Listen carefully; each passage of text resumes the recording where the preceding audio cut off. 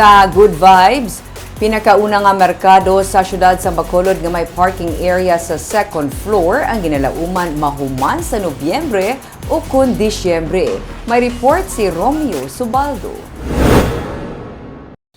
Ang problema sa traffic sa highway sa Barangay Sumag sa Bacolod ang naging rason kung nga ginhimo nga may second floor para sa parking space sa ibabaw sa ilang public market. Sunod sa kay punong Barangay Rodney Carmona, kutob sa mga nagapangong para sadto sa merkado, nagaparking sa higad sang dalan gani.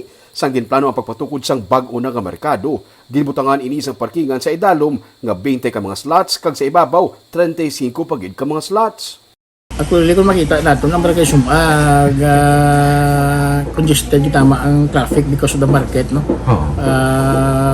Kadapon makita mo na nga ang traffic pertigid because tanan nga salakyan da kapundo sa market. So when Congressman Greg ay nag-isturanay, anong gusto sa market mo, tangan ta parkingan sa babaw.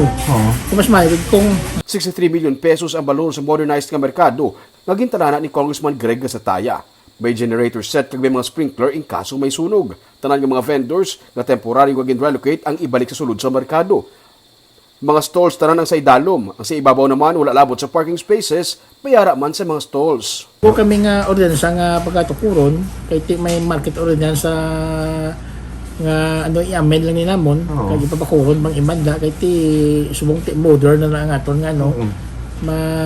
Hindi kita mag-rely sa gamay nga arkabala dira kay ti ang aton nga suga ang problema dala dako lang barangay ti ang maintenance na ang kanang-kananda Sumulok na ako pag for sure ang bill.